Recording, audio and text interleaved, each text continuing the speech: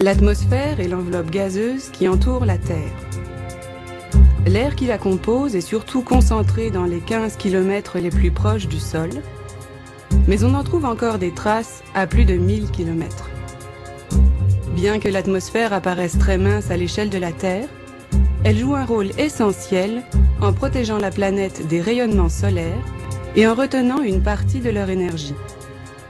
Quelle que soit l'altitude, la composition de l'air est étonnamment stable. Les deux gaz principaux sont l'azote, qui représente 78% du volume de l'air, et l'oxygène, qui compte pour 21%. D'autres gaz comme l'argon et le dioxyde de carbone sont aussi présents mais dans d'infimes proportions. Quant à la vapeur d'eau, on la trouve uniquement dans les 15 premiers kilomètres de l'atmosphère.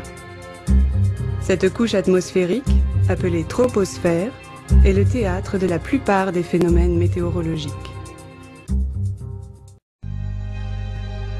L'atmosphère de la Terre contient de plus en plus de particules et de gaz polluants. Les activités humaines sont largement responsables de cette pollution, en particulier la circulation automobile, qui cause à elle seule le tiers des émissions de gaz polluants. La pollution atmosphérique provient surtout des régions industrialisées, mais elle affecte toute la Terre. Ainsi, les émissions de gaz carbonique proviennent en majorité d'Amérique du Nord, d'Europe et d'Asie, mais ce gaz contribue au réchauffement de la planète entière. La plupart des grandes villes industrialisées souffrent du smog, un dangereux mélange de polluants atmosphériques qui stagnent à basse altitude. Lorsque les polluants sont emportés par les vents, la plus grande partie retombe sous forme de dépôts secs à proximité de la source. Le reste dérive sur plusieurs milliers de kilomètres avant de regagner le sol par l'intermédiaire des précipitations. Les mouvements de l'atmosphère font de la pollution de l'air un problème mondial. On retrouve même du plomb dans le pelage des ours polaires. La pluie est naturellement un peu acide. Cependant, certains polluants de l'atmosphère augmentent dangereusement cette acidité naturelle. Ces gaz sont émis principalement par les véhicules à moteur et par les industries. Lorsqu'ils se combinent avec l'eau des nuages, ils forment des acides.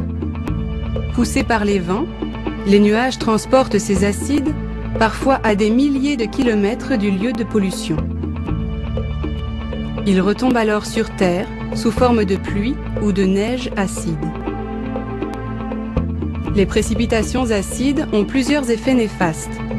Elles s'attaquent aux végétaux, elles appauvrissent les sols et s'y infiltrent jusqu'à polluer la nappe phréatique.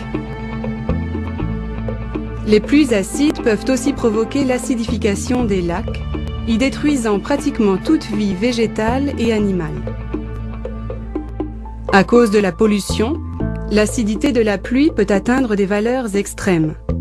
En 1974, des pluies aussi acides que du jus de citron se sont abattues sur l'Écosse.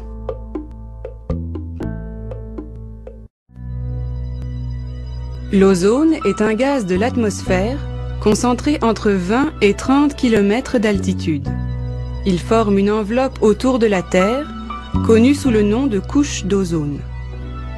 L'ozone est un gaz de couleur bleue, dont les molécules sont composées de 3 atomes d'oxygène. La couche d'ozone agit comme un véritable bouclier contre les rayons ultraviolets du Soleil. Les molécules d'ozone sont en effet capables d'absorber les rayons ultraviolets. Elles se décomposent alors en une molécule d'oxygène et un atome d'oxygène libre. Celui-ci peut réagir avec une autre molécule d'ozone et former 2 molécules d'oxygène. À son tour, une molécule d'oxygène peut absorber un rayon ultraviolet. Elle libère ainsi 2 atomes d'oxygène qui peuvent chacun régénérer une molécule d'ozone. Les réactions de destruction et de régénération de l'ozone s'équilibrent naturellement. Cependant, certains polluants atmosphériques favorisent la destruction des molécules d'ozone. À cause de cette pollution, la couche d'ozone s'amincit et nous protège moins efficacement contre les rayons ultraviolets du soleil. L'effet de serre est un phénomène naturel grâce auquel la Terre conserve sa chaleur.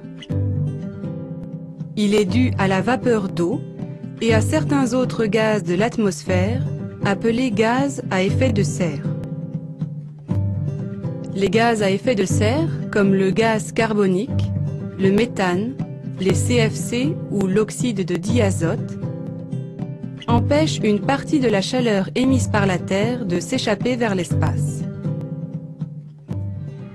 Lorsque la concentration de ces gaz augmente, ils renvoient davantage de rayons infrarouges vers le sol et amplifient le réchauffement planétaire.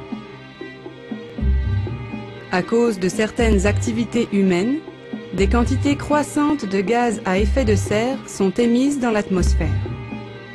Les véhicules à moteur et les usines qui brûlent des combustibles fossiles émettent du gaz carbonique, tandis que d'autres gaz à effet de serre sont produits par l'agriculture et l'élevage intensif notamment.